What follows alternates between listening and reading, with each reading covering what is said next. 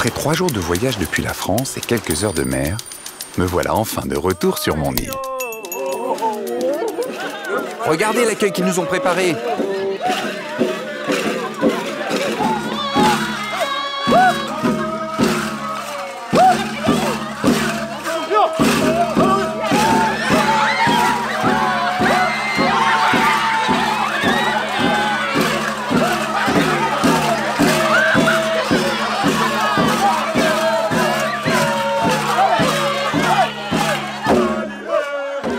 Pour la première fois, après de nombreux voyages en Papouasie-Nouvelle-Guinée, j'ai été invité à photographier une grande cérémonie d'initiation de la tribu des Kombé.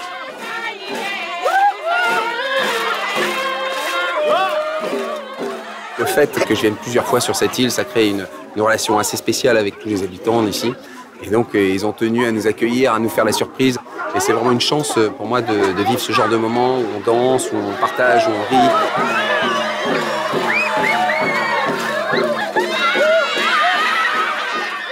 Cet accueil laisse présager de la grande fête qui se prépare. À cette occasion, les masques sacrés vont danser afin d'annoncer la circoncision des enfants qui vont bientôt devenir des hommes. Merci, merci, merci, merci, merci. Vous savez tout l'amour que je porte à cette île et à chacun d'entre vous. Voilà, j'ai planté mon cœur ici.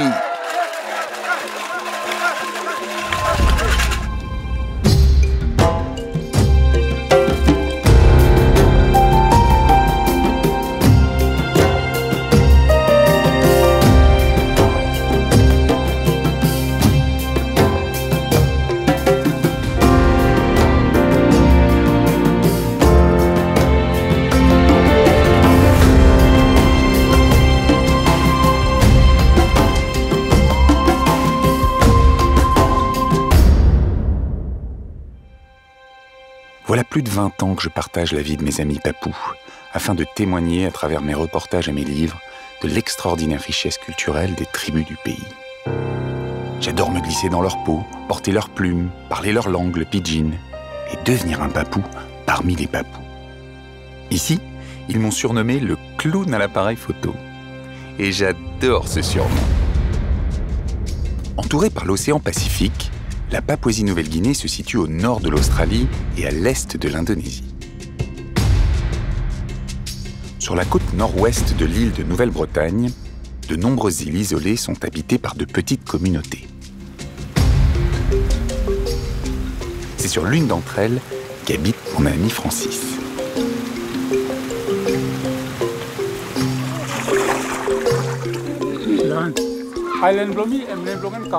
Mon île s'appelle Kapo. Elle est tellement minuscule qu'il ne faut pas plus d'une minute pour en faire le tour. Mais nous sommes tout de même plus de 300 à y vivre.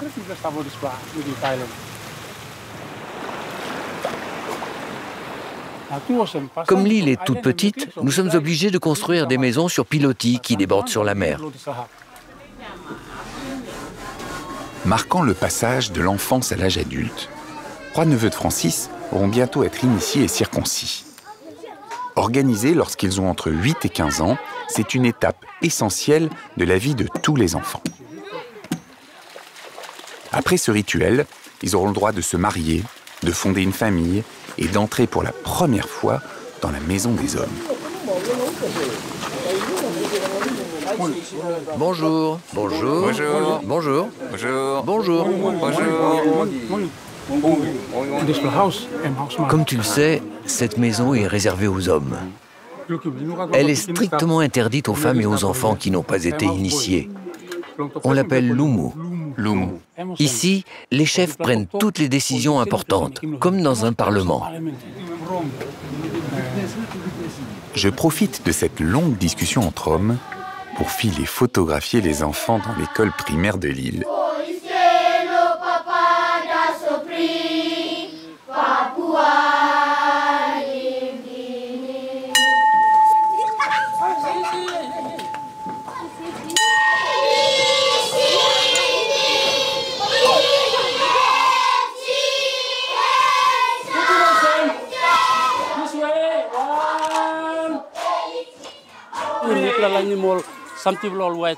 Ici, nous leur enseignons les matières comme l'anglais et les mathématiques. Mais nous, les professeurs, nous avons aussi la responsabilité de leur transmettre notre culture et nos rites. Le jour de la cérémonie, nous allons fermer l'école afin que tous les enfants puissent y participer.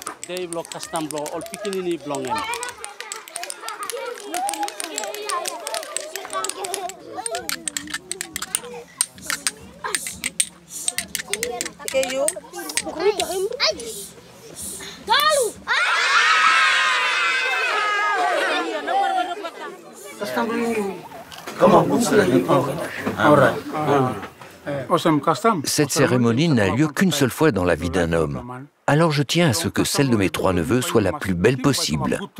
Il faut que tu ailles acheter des cochons, des nattes, des parures, de la nourriture et du tabac pour tout le monde. Les chefs et les vieux sont des gros fumeurs. Et il nous faut beaucoup de tabac. Regarde-les. Sans tabac, ils ont l'air complètement endormis. Il faut que tu ailles chercher tout ça à Tamunyai. C'est ainsi que nous sommes partis faire nos courses sur l'île voisine, à 3 heures de pirogue.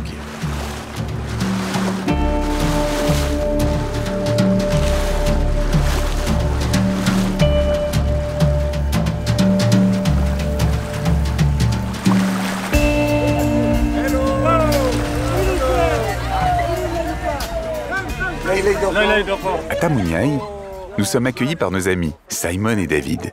Bienvenue, bienvenue, soyez les bienvenus. J'accompagne Francis qui prépare une initiation. Et moi, pendant ce temps, tu me connais, je vais faire des centaines de photos. Ça va? Ça fait longtemps que vous n'avez pas vu le bout de mon nez ici, hein? Oh, désolé. N'aie pas peur, bébé. Je suis venu ici car nous préparons une cérémonie à Kapo. Et j'ai besoin d'acheter des nattes, du tabac et de la monnaie en coquillage.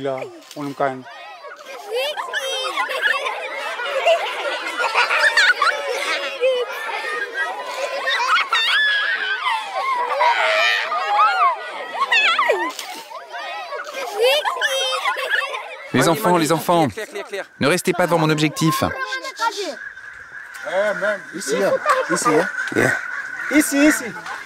Pour eux, on est vraiment hyper exotique. Un Français qui arrive avec son appareil photo, avec sa peau toute blanche, avec son matériel, avec ses habits. Pour eux, c'est comme un film à la télévision. Évidemment, ils ne voudraient pas rater un seul épisode de tout ce que je vais pouvoir faire. Donc il y a toujours plein d'enfants qui me suivent partout.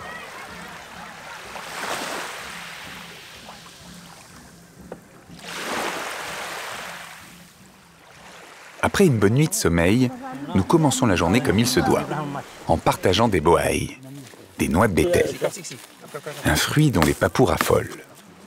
Une sorte de chewing-gum naturel au goût amer, très original. Ah, je vais mourir. Mon nez coule. Ma bouche me brûle. Wow. C'est un goût très spécial, hein? Ouf, ça fait chaud. Les noix de bétel sont comme du café pour les Blancs. Lorsque nous accueillons des amis, nous leur offrons des bohets et cela nous réveille. Ce fruit stimule les glandes salivaires et nous oblige à cracher. Mais ce n'est pas mal poli, c'est complètement normal. Cette drôle de coutume nationale a la particularité de teinter la bouche d'une couleur rouge sang.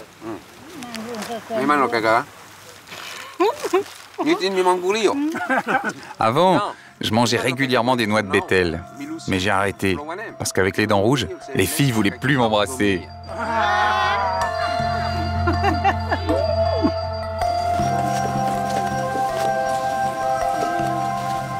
Si Francis a acheté plusieurs paniers de boaï, il doit également se procurer une autre friandise indispensable à toutes les grandes occasions. Du tabac.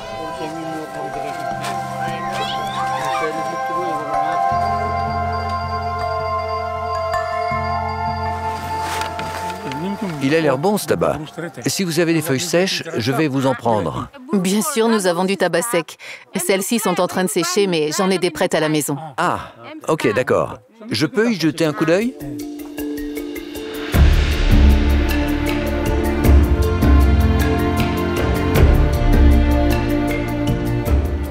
Pendant ce temps-là, j'accompagne Simon à la pêche.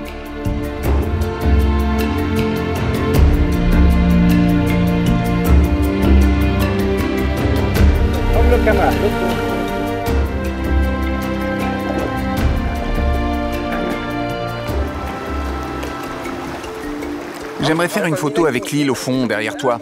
Ok, mais le courant emporte ma pirogue. Alors tiens-toi prêt lorsque je vais avancer. Attends. Ok, je te suis.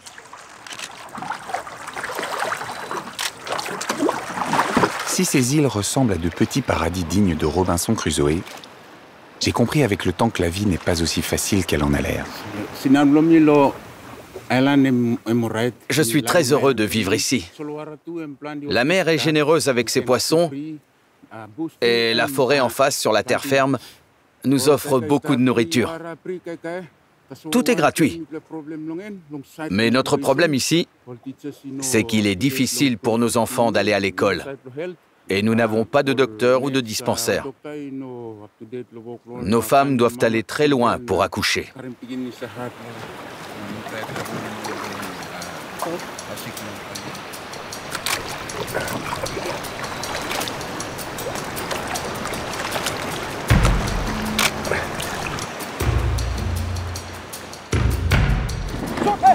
Un requin! Un requin!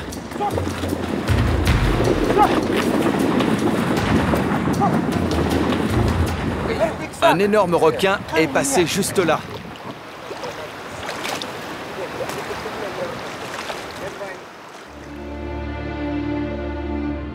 Ce requin aurait pu constituer un excellent repas. Mais c'est un autre poisson que Simon ramène dans nos assiettes.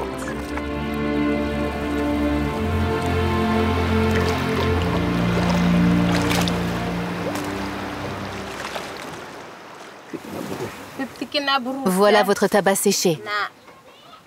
Et ça, c'est un cadeau de la maison. Ah, merci.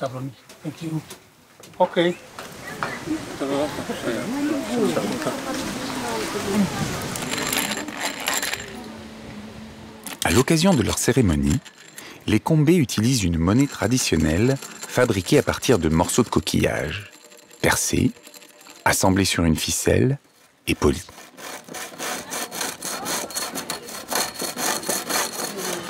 Un collier d'1 mètre de long vaut 3 €. Alors que Francis achète tous les colliers indispensables à la cérémonie, de mon côté, je suis les enfants qui jouent dans l'arbre le plus majestueux de l'île.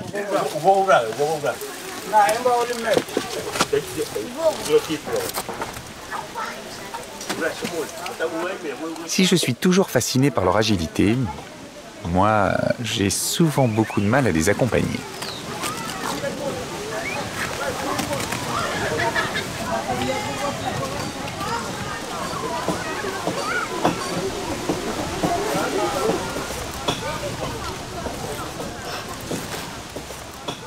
Ne t'inquiète pas pour moi, tu peux monter.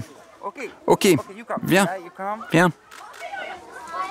Tant bien que mal, je poursuis le petit Jacob entre les branches de ce ficus géant pour capturer dans ses yeux la détermination de l'homme qu'il sera bientôt.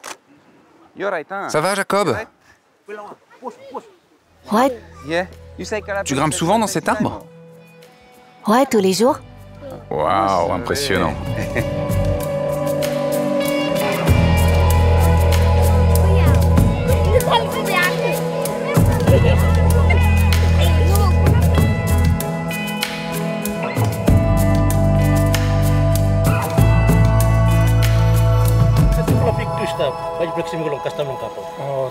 Les achats de Francis terminés, nous nous préparons à rentrer à Capo.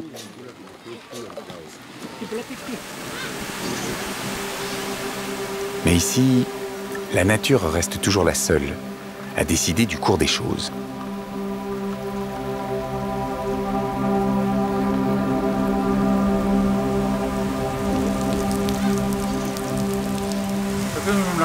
On ne peut pas repartir. Au large, la mer est trop agitée et ce serait trop dangereux. Ouais.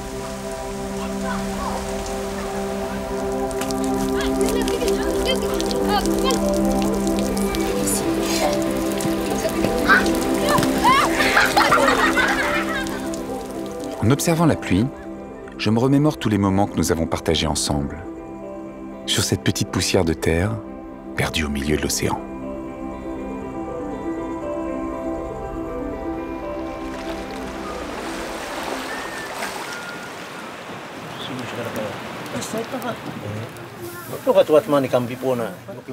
Aucun blanc ne vient jamais sur notre île. Tu es le seul, Marc. Et nous sommes vraiment contents de te revoir. Je suis toujours très bien reçu à Tamuniai. La générosité de ces pêcheurs est réputée à travers tout le pays et il y a toujours un poisson sur le feu. Ici, on mange du poisson tous les jours. Sinon, on ne dort pas bien. Et comment il s'appelle, ce poisson? Nous l'appelons Ruka, mais vous les Blancs, vous l'appelez Barracuda. Aïe, c'est brûlant. J'ai un appétit de requin. C'est très bon. Il est parfaitement cuit. Tu le trouves comment, Marc? Délicieux.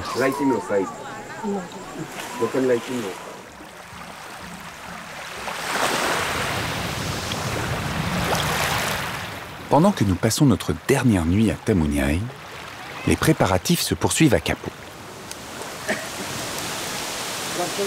Cette nuit-là, à l'abri des regards, les hommes construisent un espace secret et sacré.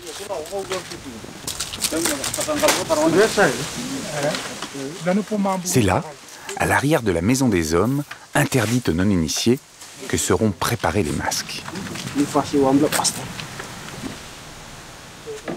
Un rituel ancestral.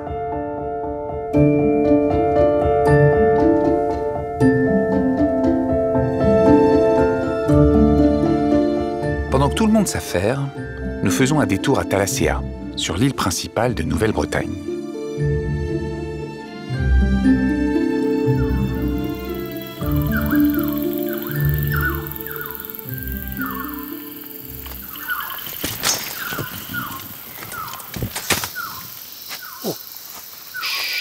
On arrive. Tu vas voir, c'est un oiseau très rare que tu n'as encore jamais photographié.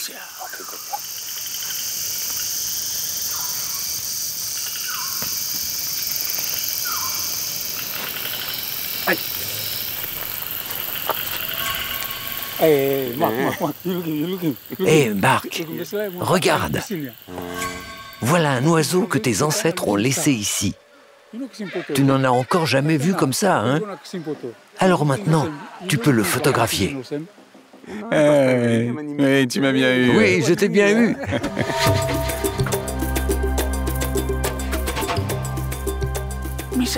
J'adore jouer des tours à Marc. Ça fait tellement longtemps qu'il vient ici. Il fait partie de notre famille et de notre tribu.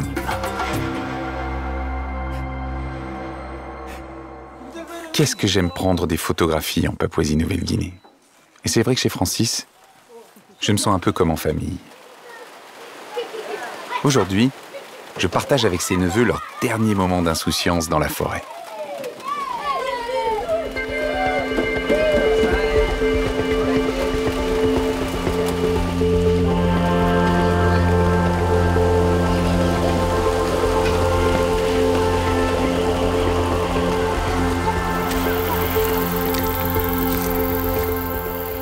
Pour le grand jour, il manque encore un dernier élément très important. Et nous accompagnons Walter, le roi de la chasse, à la recherche de précieuses plumes. Ces bijoux de nature ornent les parures et les masques de toutes les grandes cérémonies.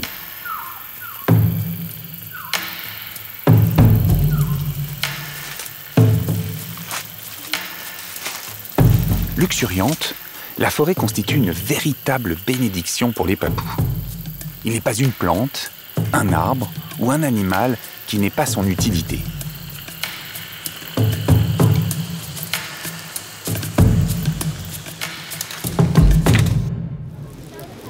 De retour à Kapo, le matin du grand jour, les colliers en coquillage-monnaie sont distribués, placés autour du cou des membres de la famille de Francis, comme le veut la coutume. Maintenant, les masques sacrés peuvent enfin renaître. Ici, on considère que ces symboles d'autorité ne sont qu'endormis entre deux cérémonies.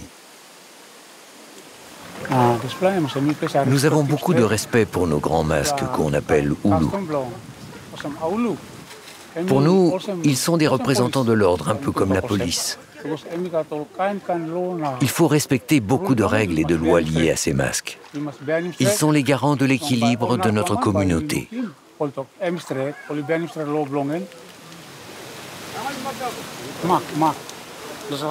Tu sais, Marc, cet endroit est sacré et secret. Nous te laissons y entrer parce que tu fais partie de notre tribu. Tu peux faire des photos et les dévoiler au reste du monde, mais il ne faut absolument pas que tu les montres aux non-initiés de notre village. Sinon, j'aurai de gros problèmes.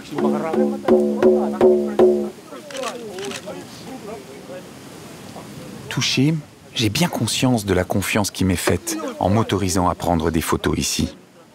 Il y a des secrets et des mystères qui ne doivent jamais être révélés.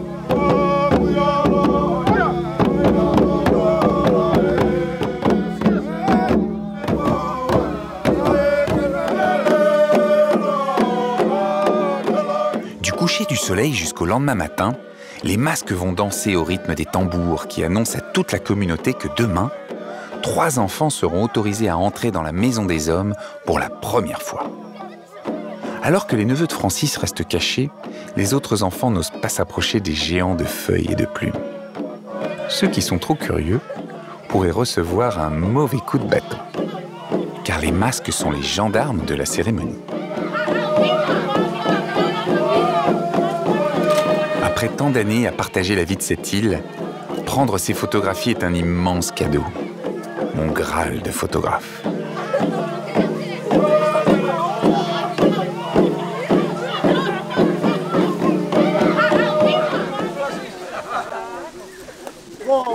Le crépuscule annonce un moment que tous les hommes attendent avec impatience. Une étape obligatoire, le partage rituel du tabac.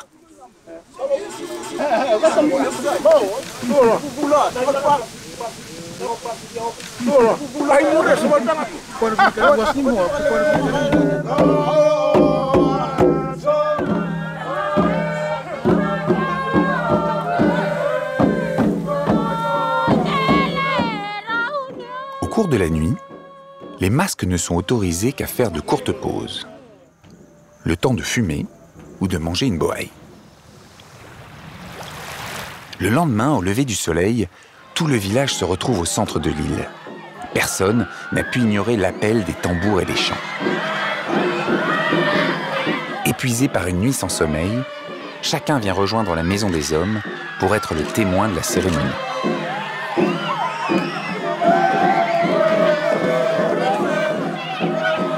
Jusque-là restés très discrets comme le veut la tradition, les 3 neveux de Francis, Berry, Philimon et Frédéric, sont au centre de toutes les attentions.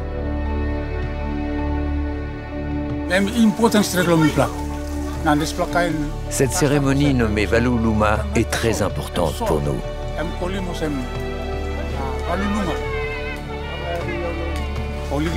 Au lever du jour, lorsque mes neveux entrent pour la toute première fois dans notre lumu, ils sont circoncis et entament leur vie d'homme.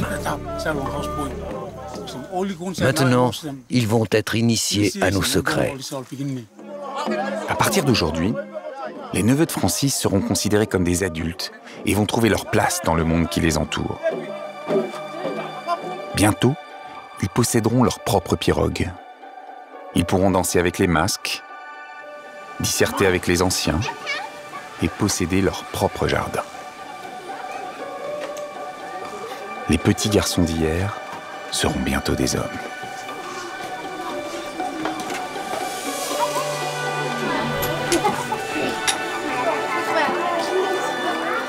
Pour moi, mes photos sont bien plus que de simples images exotiques. Elles racontent l'histoire et la vie de mes amis. Le grand Lucas, Yann et ses copains, Francis et la belle Antonia, qui raconte à qui veut bien l'entendre que je l'ai demandé en mariage. Regarde comme il sourit. Avant de partir, je laisse toujours de petits souvenirs. Plutôt que de prendre des photographies, j'aime les donner. Les rendre à ceux dont je partage les épreuves et les petits bonheurs de la vie. Ça marche comme ça. Tu regardes ici et tu appuies là. Si c'est bon, tu prends la photo. Approche-toi pour voir.